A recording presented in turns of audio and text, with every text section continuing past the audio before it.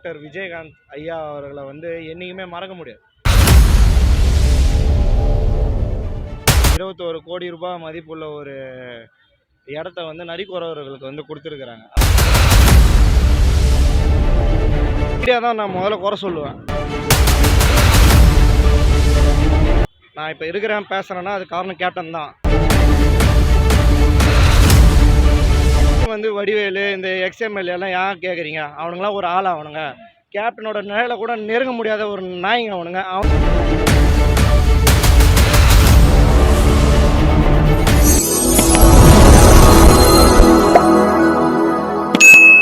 எல்லாருக்கும் வணக்கம். இப்போ கேப்டன் வந்து எப்படின்னா மீடியா தான் வந்து ஃபஸ்ட்டு நான் சொல்லுவேன். மீடியா வந்து என்னென்னா இப்போ வந்து யூடியூப்பில் ஃபேஸ்புக்கில் எல்லாத்துலேயுமே சோஷியல் மீடியாவில் எல்லாமே போடுறாங்க. இப்போ தெரிஞ்சவங்களுக்கு ஏன் முன்னாடி தெரியல? ஒரு பிரச்சாரன்றப்ப குடிச்சிட்டு வந்து பேசுகிறாங்கன்னு சொல்கிறாங்கல்ல, சொல்கிறவங்க வந்து என்ன ஊற்றி கொடுத்தாங்களா இல்லை வேறு எதனா இது பண்ணாங்களா? அதாவது வந்து மைக்கு உழுறப்ப வந்து இந்தமாரி ஒயர்டு மைக்கு, கார்ட்லெஸ் மைக்குன்னா உழாது. ஒயர் உழுறப்ப எடுக்க தான் செய்வாங்க, அது அடிக்கிறது கிடையாது. நீங்கள் பிளர் பண்ணாமல் தெளிவாக போடணும்.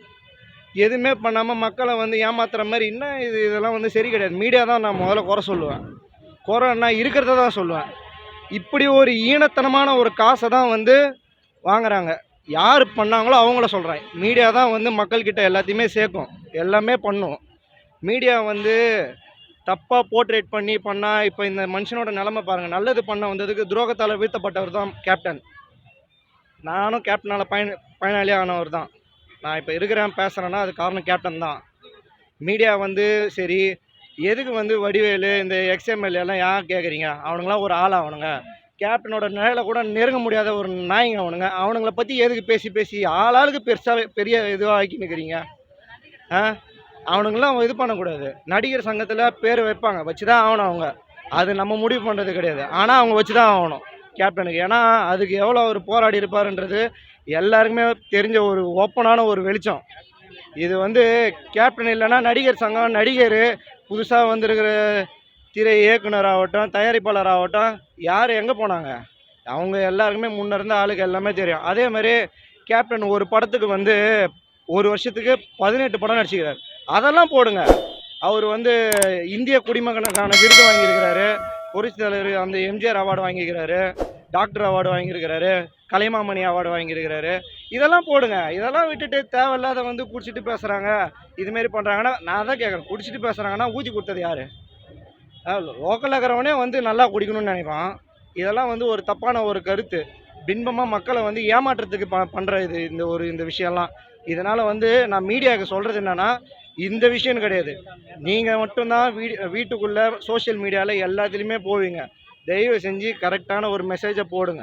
ஏன்னா நல்லது செய்ய வந்த மக்களுக்கு செய்ய வந்தவருக்கு வந்து இதுதான் நிலைமையாக இருக்குது. மக்கள் வந்து கேப்டன் வந்து விட்டுட்டாங்க இப்படி இருந்திருக்கலாம் அப்படி இருந்திருக்கலாம் பேசுகிறதுலாம் வேறு. மக்கள் தான் ஏமாந்தாங்க, மக்கள் தான் ஏமாற்றப்பட்டாங்க. அதனால் மக்கள் வந்து புரிஞ்சுக்கின்னு பண்ணால் இதுக்கப்புறமா பண்ணால் நல்லாயிருக்கும்ன்றது தான் என்னோடய வேண்டுகோளாக நான் கேட்டுக்கிறேன். ஆனால் இப்போ கேப்டனோட புகழ் என்றைக்குமே வந்து நிலைச்சி இருக்கணும். அதுக்கு தேவையான அரசாங்கமும் கண்டிப்பாக நடவடிக்கை அதுக்கு எடுப்பாங்க. தமிழக முதல்வருக்கும் நன்றி தெரிவிச்சுக்கிறேன். ஏன்னா அரசு மரியாதை 72 குண்டு முழங்க இது பண்ணதுக்கு மிக்க நன்றி. வந்து கேப்டன் வந்து புரட்சி கலைஞர் கேப்டன் விஜயகாந்த்னா சினி ஃபீல்டுனாலே ஒரு பிரம்மாண்டம் தான் அது. அந்த பிரம்மாண்டத்தோட உச்சக்கட்டம் கேப்டன் ஐயா தான். இப்போ அதை தாண்டி வந்து என்னென்னா அவார்டு வாங்கியிருக்கிறாங்க. இப்போ வந்து ஒரு சின்ன விமர்சனம்லாம் வருது. அந்நியார் தான் வந்து இந்தமாரி அவங்க தான் இது பண்ணிட்டாங்க, அவங்க தான் வந்து இப்போ இது பண்ணிட்டாங்க, நிறைய பேர் பேசுகிறாங்க. யாருன்னா வந்து ஒரு ஃபேமிலியில் இருக்கிறவங்களே வந்து அந்தமாரி பண்ண முடியுமா? பண்ண முடியாது.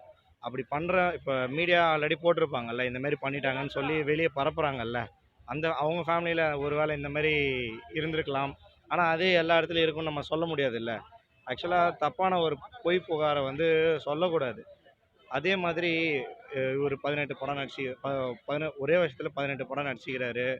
சாப்பாடு வந்து எவ்வளவோ போட்டிருக்கிறாங்க, அதை வந்து நம்ம சொல்லணும்னு அவசியம் இல்லை. இன்னொன்று வந்து என்னென்னா, இவர் வந்து ஃபஸ்ட்டு அரசியலுக்கெல்லாம் வர்றதுக்கு முன்னாடியே நடிகராகவே இருக்கும்போது மொழி பிரச்சனையாகட்டும், இல்லை மற்ற மாநிலத்தில் வந்து எதனா ஒரு பேரிடர் நிகழ்ந்தாலோ எது நடந்தாலோ இவர் தான் ஃபஸ்ட்டு அதுக்கு அமௌண்ட் இது பண்ணுவார். அது ஒரு பண்ணியிருக்கிறத பார்த்து தான் வந்து நியூஸில் வர்றத வச்சு தான் வந்து எல்லாருமே தெரிஞ்சுக்கிற ஒரு விஷயமா இருக்கும். அதே மாதிரி மதுரையில் ஏர்போர்ட் பக்கத்தில் இப்போ தான் எல்லாருக்குமே தெரியுது 21 கோடி ரூபாய் மதிப்புள்ள ஒரு இடத்த வந்து நரிக்குறவர்களுக்கு வந்து கொடுத்துருக்குறாங்க. அதெல்லாம் வந்து எவ்வளோ பெரிய ஒரு விஷயம். ஒரு கவர்மெண்ட் செய்ய வேண்டிய ஒரு விஷயத்த வந்து கவர்மெண்ட்டு முன்னாள் எதிர்க்கட்சி தலைவர், ஆனால் இதெல்லாம் ஆகிறதுக்கு முன்னாடி அந்த ஒரு சமயத்தில் வந்து இதெல்லாம் பண்ணியிருக்கிறாருன்ற பட்டா போட்டே கொடுத்துருக்குறாங்க. இதெல்லாம் வந்து ரொம்ப பெரிய ஒரு புல்லரிக்க வைக்கிற ஒரு நிகழ்வாக இருக்குது இதெல்லாம். இதெல்லாமே வந்து நம்ம வந்து பார்த்து தெரிஞ்சுக்கணும். ஒரு ரோல் மாடலாக இன்ஸ்பிரேஷனாக வந்து நம்ம கேப்டனை தான் எடுத்துக்கணும். எல்லா ஃபீல்டுலையுமே சரி. ஒரு ஹியூமன் ஆகட்டும், ஒரு கவர்மெண்ட் டிபார்ட்மெண்ட்டில் ஆகட்டும், போலீஸ் அந்த மாதிரி படத்தில் சொல்கிற மாதிரி ஆகட்டும், இல்லை ஒரு ப்ராப்பர் கவர்மெண்ட்டாகவே நம்ம எடுத்துக்கினாலும் அதை வந்து எல்லாத்துக்குமே ரோல் மாடல் வந்து கேப்டன் தான். ஏன்னா ஒரு பேப்பரை கையில் எடுத்து ப்ரிப்பேர் பண்ணி பேசாத ஒரு ஆள் யாருன்னா அது வந்து கேப்டன் தான். ஏன்னா அந்த பேச்சில் வந்து கான்ஃபிடென்ட் இருக்கும். தப்பு எதுவும் இருக்காது. கான்ஃபிடென்ட் இருக்கும். கோவம்ன்றாங்கல்ல, கோவம்னா நியாயமான ஒரு விஷயத்துக்கு தானே கோவப்படுறாங்க. அது ஏன் எல்லாருக்குமே புரிய மாட்டேங்குது?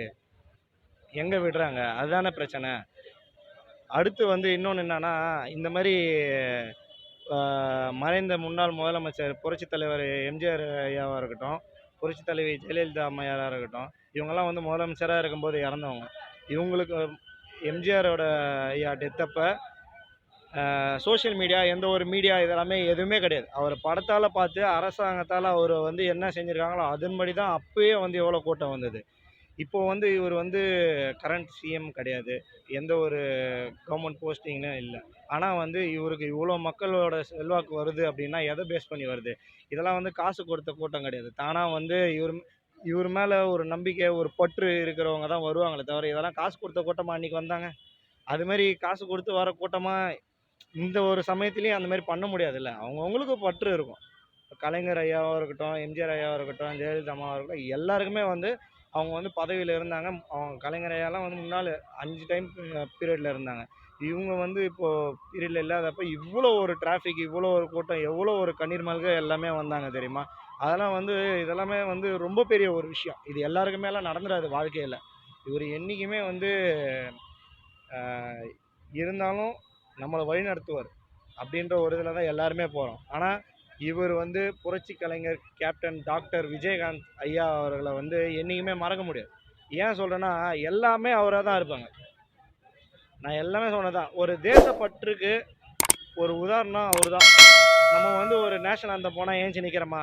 ஆனால் அவர் நடந்து வரப்போ பார்த்தாலே ஒரு மாதிரி புல்லரிக்கும். அந்த பிஜிஎம் சவுண்டில் அது யார் வேணால் நடந்து வரலாம். ஆனால் இவர் அந்த யூனிஃபார்ம் போட்டு நடந்து வர இதெல்லாம் வந்து இப்போ இருக்கிறவங்க ரியாலிட்டியாகவும் சரி, ரியலாகவும் சரி. ஆனால் இவர் அளவுக்கெல்லாம் யாரும் வர முடியாது. அதுதான் உண்மை. உண்மையாக தான், யதார்த்தமாக தான். அதெல்லாம் யதார்த்தமான பேச்சு. யதார்த்தமான பேச்சில் வந்து தப்போ கோபம் கிடையாது. நியாயமான ஒரு விஷயம் ஒன்று இருக்கும். அது எல்லாருமே எல்லா மக்களுமே புரிஞ்சுக்கணும். புரிஞ்சுக்கிறதுல தான் வந்து நம்ம புரிதலில் தான் இருக்குது எல்லாமே. அதே சமயத்தில் யூடியூப், ஃபேஸ்புக் எல்லா மீடியாலையுமே தயவு செஞ்சு கையெடுத்து கேட்டுக்கிறேன், தப்பான பொய் புகாரை போடாதீங்க. எந்த விஷயத்துலையுமே போடாதீங்க. ஏன்னா அது அது அதோட விளைவு தான் பார்த்தீங்களா? எப்படி இருந்த ஒரு மனுஷன் எப்படி ஆன ஒரு விளைவாக இருக்குது. அதை மட்டும் பண்ணவே பண்ணாதீங்க தயவு செஞ்சு. ஏன்னா உங்களை நான் சொல்ல வரல. யார் அந்த வேலையை செஞ்சாங்களோ அவங்கள சொல்கிறேன் நான். இந்த மூலியமாக நாங்கள் ஆமாம், இது மூலியமா எங்களுக்கு ஒரு வாய்ப்பு கிடைச்சிது. நாங்களும் போய் போடலாம் மீடியாவில். ஆனால் உங்கள் மூலியமா போனால் இன்னும் கொஞ்சம் ஃபாஸ்ட்டாக போகுன்ற ஒரு நம்பிக்கையில் நாங்கள் உங்ககிட்ட வந்து சொல்கிறோம். அது வந்து சில பேர்லாம் இருப்பாங்க. அதுக்குன்னு தனியாக டீம் போட்டு வேலை செய்கிறவங்களாம் இருப்பாங்க. அது வந்து நம்ம எதுவும் சொல்ல முடியாது. அவங்கவுங்களா திருந்தினா தான் உண்டு.